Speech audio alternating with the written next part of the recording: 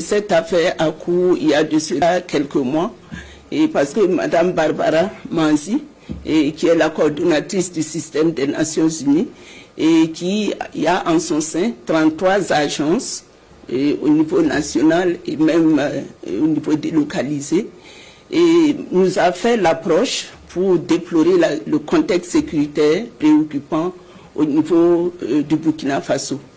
Et en fait, elle a mis le focus sur Ouagadougou, où d'ailleurs elle réside et où la plupart des agences aussi sont résidentes.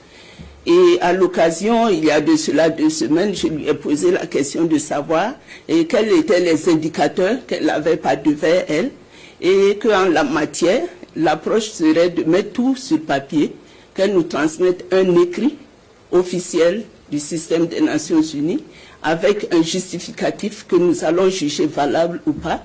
Et suite à cela, on pourrait déclarer cette situation-là et permettre à ce que les familles puissent quitter Ouagadougou. Et à l'occasion, non seulement elle a marqué un refus de nous transmettre un écrit, et au-delà, elle a décidé unilatéralement de prendre cette décision. Et lors des échanges, elle n'a pas manqué de relever le fait qu'elle a des sources, qu'elle a des informations de sources sûres, sans vouloir décliner ces sources. Et les indicateurs aussi, elle a failli à ce niveau, parce que jusqu'à aujourd'hui, nous n'avons aucun indicateur qui prouve que Ouagadougou est invivable, d'autant plus qu'elle-même est ill-vie. Et suite à cela, il y a 2 jours, on a reçu l'information de notre mission permanente du côté de New York, qui nous fait cas d'un appel téléphonique du secrétaire général adjoint chargé des questions sécuritaires du système des Nations Unies au niveau de la centrale à New York, qui souhaite entreprendre une mission du 12 au 14 janvier au Burkina Faso, et pour justement valider cette décision. Et à notre grande surprise, aujourd'hui, nous recevons une note justement de Barbara qui fait cas de l'évacuation des familles des diplomates du système des Nations Unies de Ouagadougou pour raisons sécuritaires. Et nous, à notre niveau, nous trouvons que c'est vraiment inconcevable, parce que la décision a été unilatéralement prise. Nous n'avons pas les éléments de preuve ou les indicateurs irrélatifs.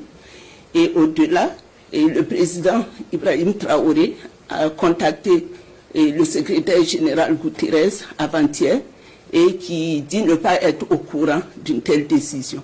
Donc voilà autant de faits qui ont prévalu à ce que nous puissions déclarer Madame Barbara persona non grata au Burkina Faso. Et je puis vous rassurer qu'au-delà de ces faits, il nous était revenu que Madame Barbara, justement, prédisait le chaos au Burkina dans les prochains mois. Nous ne savons pas sur quelle base elle peut le faire, d'autant plus que sur le côté sécuritaire, il y a quand même de gros efforts qui sont faits. Et qu'en la matière, les Nations Unies devraient se constituer en structure de soutien, mais pas en organisation qui prônerait justement l'enlisement du pays. Et pour votre information, le ministre délégué et moi, on l'a reçu en audience une fois, et Mme Barbara Manzi n'a pas manqué de nous dire qu'elle est en attache avec des chefs terroristes au Burkina. Et les preuves sont légion, parce qu'elle va à Djibo, elle revient comme elle le veut, alors que nous, nos forces de défense et de sécurité, même ne peuvent pas effectuer ce genre de déplacement. Et en plus de cela, elle interdit aux différents représentants des agences, les 33 agences, de s'afficher avec nous. Donc, elle doit constituer le canal privilégié, alors qu'en la matière, ce sont des agences spécialisées qui devraient avoir des contacts directs avec les différents départements ministériels, ce qui n'est pas le cas. Et c'est sur son interdiction. Et Mme Barbara, pour votre gouvernement, a fait des pays comme l'Irak, comme l'Afghanistan, comme la Syrie, comme le Soudan. Et de ses propres propos, à mon endroit, elle m'a dit que partout où elle passait dans ces pays, une décision au plus haut sommet ne pouvait se prendre sans elle, sa validation. C'est ce qu'elle a voulu faire au Burkina et qui a rencontré un refus. Donc c'est autant de faits qui ont fait que nous avons décidé de déclarer Madame Barbara Manzi persona non grata. Et au-delà, même la procédure a été foulée aux pieds parce que la mission annoncée devrait être là et justement pour constater la situation et prendre les décisions idoines en la matière. Mais là, vous déclarez pays sans famille et la mission doit venir après. Donc nous trouvons que c'est inconcevable et nous devons prendre nos responsabilités. Parce qu'en la matière, même c'est jeter le discrédit sur le pays et décourager les potentiels investisseurs. Donc et même ternir l'image du pays. Donc voilà pourquoi nous avons pris cette décision de déclarer Madame Barbara. Quelle est justement la portée de cette décision? Et justement, la portée, je voudrais tout d'abord que les citoyens burkinabés puissent faire la différence entre la personne de Madame Barbara Manzi et les Nations Unies.